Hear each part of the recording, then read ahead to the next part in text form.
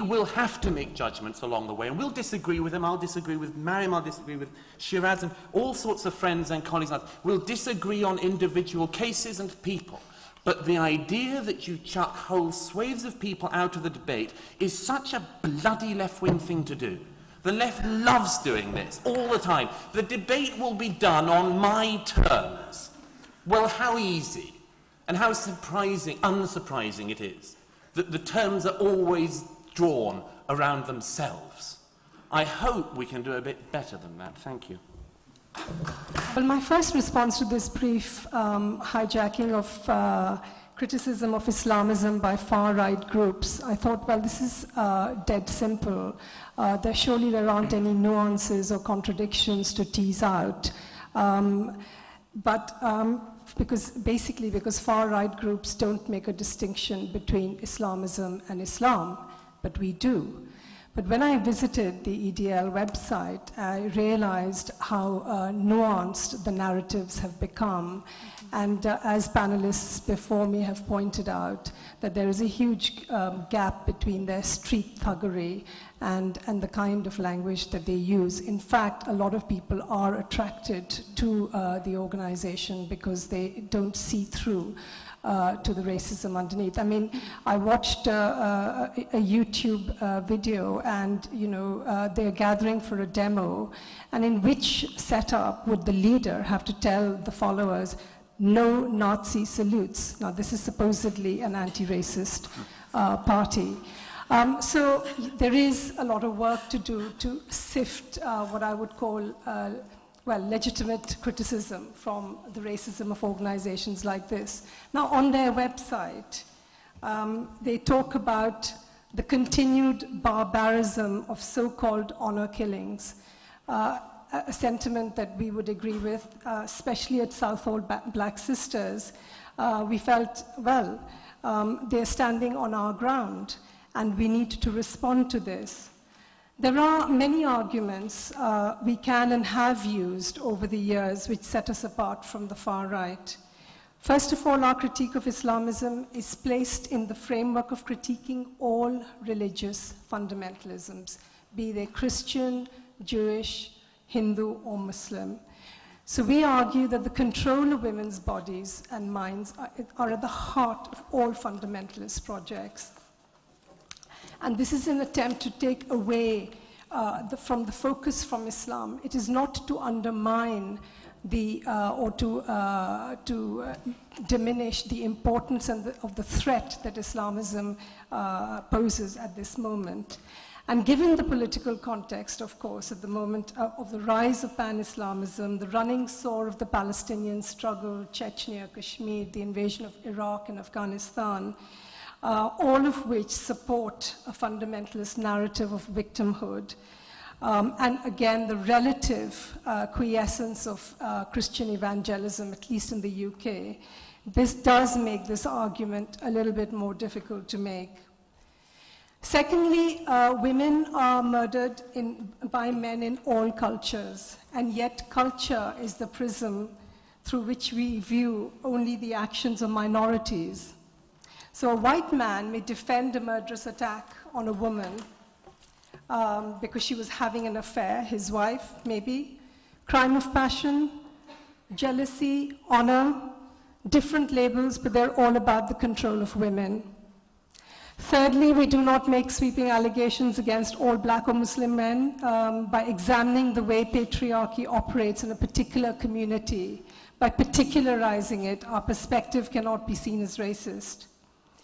Fourthly, by the sheer fact of our existence, of being who we are, women from minority communities, fighting for the human rights of black women, we undermine the idea of homogeneity of minority communities, undermine the view that all Muslims are backward and oppress their women.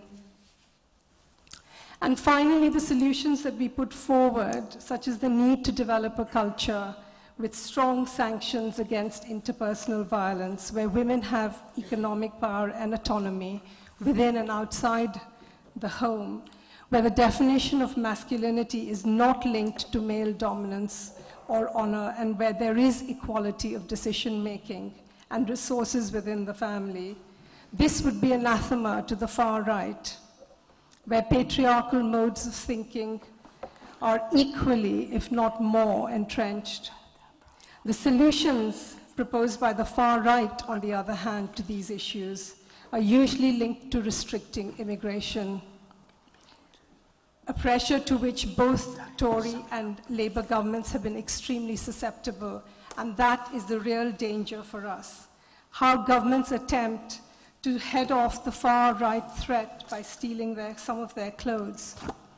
Our campaign on forced marriage is an example of this. In response to the demand that we've been making for protection of women, such as more refugees if they're facing forced marriage, the government's response is to raise the age limit from 18 to 21. So this, I think, is some of the real danger that is posed by the far right, is the pressure to which governments feel susceptible and feel that their draconian immigration agenda is justified by kowtowing to them. So these, I think, are the real problems for us.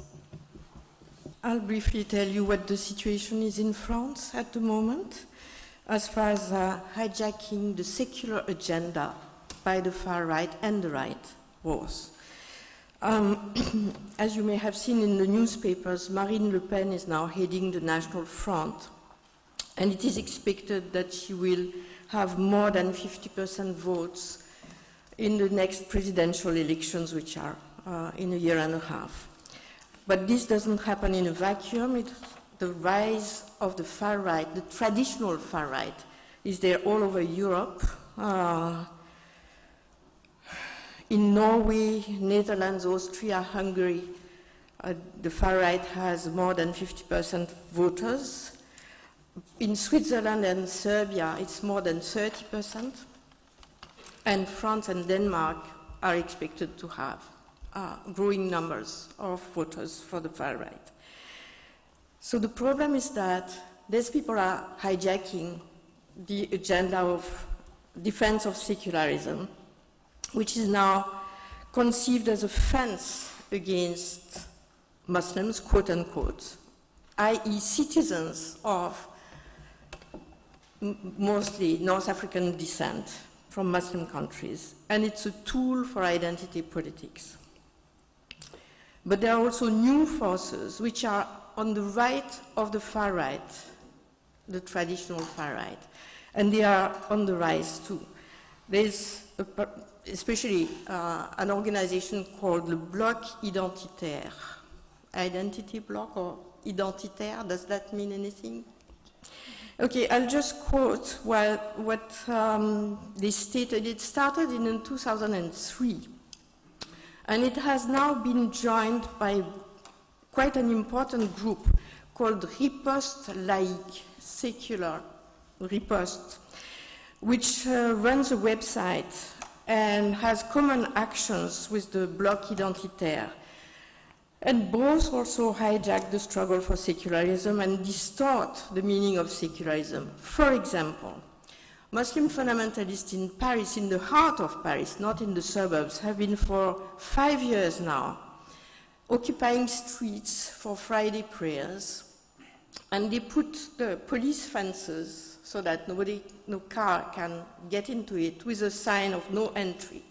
And it has been going on for 5 years. The police doesn't do anything. So Bloc Identitaire and Riposte Laïque are now organizing picnics with, I quote, wine and pork in the same streets. So they are really looking for physical confrontation. And let me just quote something that the Bloc Identitaire said about itself. In the issue number 1 of ID magazine, Why We Are Identitaire, it states that French Revolution broke, I quote, cultural communities based on regional identity and genetic identity.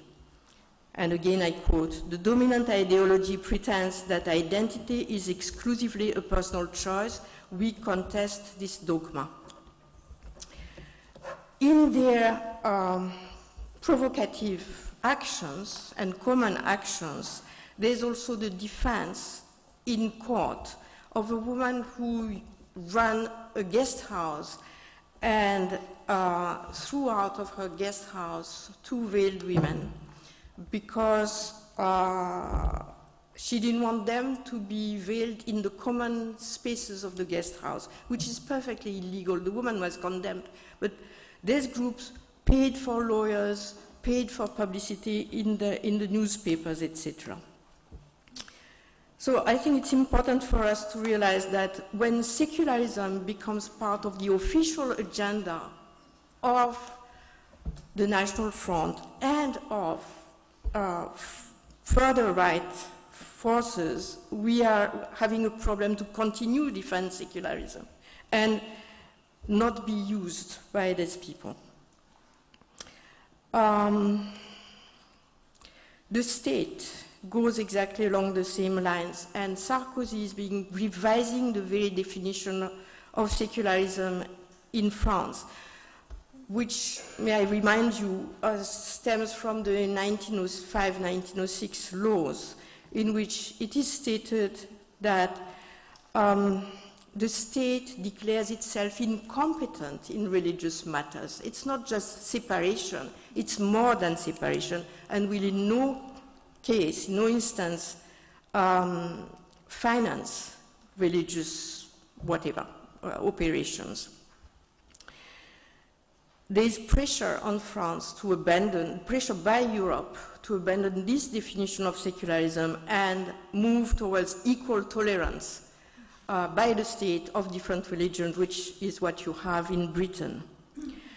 As you know, Sarkozy has been creating out of the blue, top to bottom, the French Council of Muslims in France, and also setting up a Minister of National Identity, which seeks to define identity.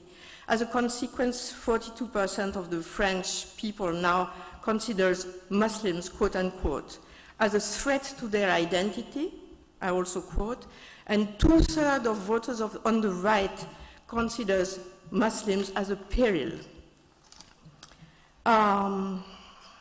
He's now financing places of worship, etc.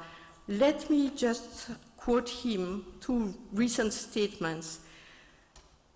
When he visited the Pope, Sarkozy said, "The school teacher will never be able to replace the priest." That's the discours of Latran. And he also stated, "The secular republic gets into an ongoing dialogue with religions that are practiced on its soil so as to listen to them." It's a far cry from separation and incompetence of the state and not financing religions.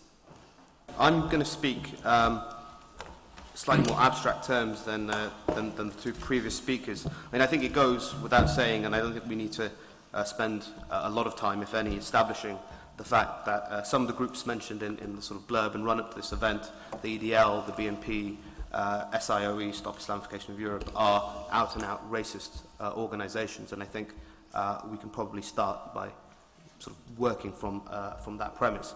And building on the fact that these groups have tried to confer upon themselves a veneer of respectability and to confer upon themselves the veneer of legitimacy by claiming that their politics is about something much more sophisticated, something much more progressive, i.e. fighting against Islamism, which I think everyone, again, in the room would recognise as a threat to the normative values of our society, to our security, and to the sort of future direction in which we wish to head as a country. And in that respect, we really have to begin to see increasingly these organisations that do operate on the far right and that do try to present themselves as legitimate partners in this fight, as being the flip side of the same problem that we are ultimately seeking to defeat in Islamism itself. We see groups such as MPAC condemned by parliamentary reports and condemned by everyone who knows what they're about as being a deeply anti-Semitic and racist organisation who attempt to do the exact same thing for themselves by claiming that they're not anti-Semitic but that they're anti-Zionist, and to try and say we have a legitimate political disagreement, we disagree on a matter of policy, rather